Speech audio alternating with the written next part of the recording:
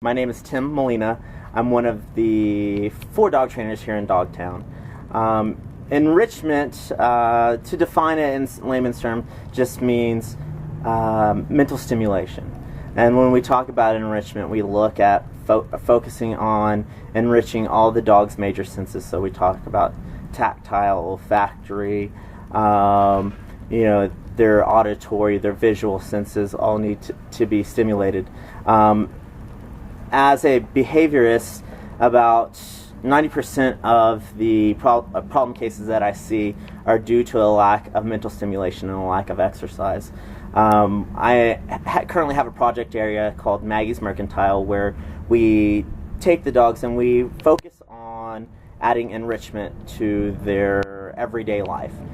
We focus on a different aspect every day.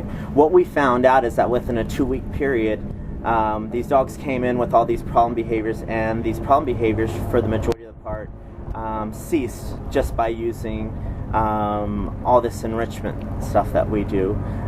We mainly focus on hand feeding our dogs, so we don't feed our dogs from food bowls every day. We have buckets hanging directly from the runs, and every interaction that we have with them, we give them a little piece of kibble. What we found out is that dogs expend about 90% of their energy in the wild hunting and foraging for food. If your dog's anything like my dog, she eats her entire meal in about 30 seconds. So what are they going to do with the rest of the day? And that's when boredom behaviors develop. Boredom behaviors are jumping, barking, digging, chewing, nipping. A lot of these reasons that dogs end up in the shelter across the nations, particularly between the ages of about 8 to 18 months if you're a typical shelter, like I've been exposed to.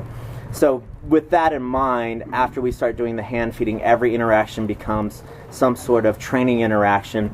Beyond that, we focus on either giving them a food puzzle if we don't hand feed for the day, and then we add some sort of other olfactory stimulation. So we'll spray some sort of essential oils. We'll put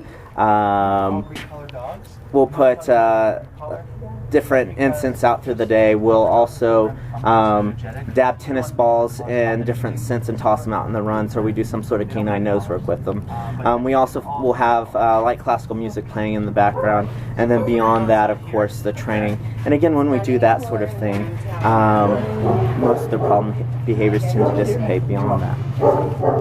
Okay, and I just think that I'm curious about the different, you said food puzzle. Mm-hmm. Like, is there different companies that provide these, or how would I find some things for? Absolutely. If you go into your local pet store, PetSmart, you'll notice quite a few of them. One of the most famous ones is the Kong, and you can stuff food in there.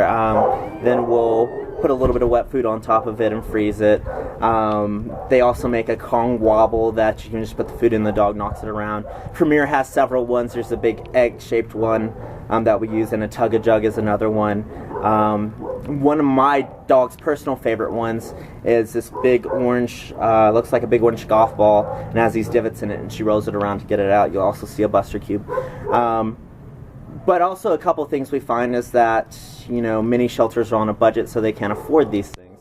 So we've come up with a couple of neat ideas. One of the things we'll do is we'll take paper towel tubes, and we'll fill those up with the kibble, and then crimp the ends, and then toss them to the dogs. So dogs have to use their foraging skills to shred those open.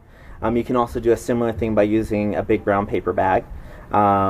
Put it in the paper bag, let them have it, or even in a brown box, the same thing. And again, all these things are digestible for the dog, so if they do eat a little bit, it passes straight through the system.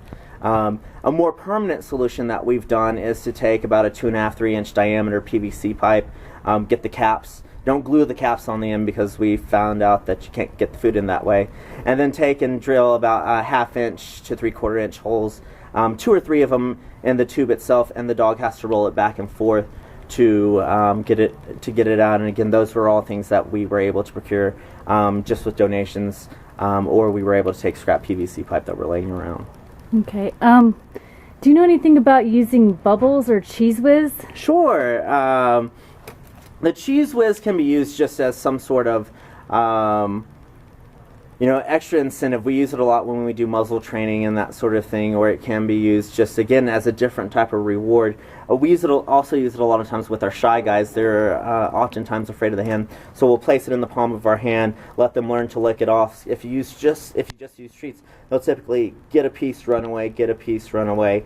So we'll start to place it in our hand. We'll put higher up, almost on our wrist, and as they're licking it off our wrist, we're able to start petting under the chin. So it gets them used to that. What was the other one that you asked? Bubbles. Bubbles. And again, part of, especially working with shy dogs, but just dog in general, is exposure to new things.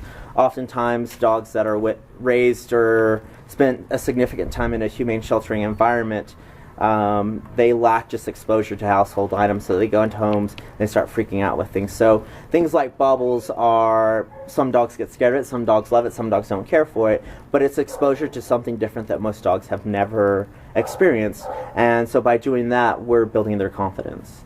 Very nice. All right, thank you very much. It's my pleasure.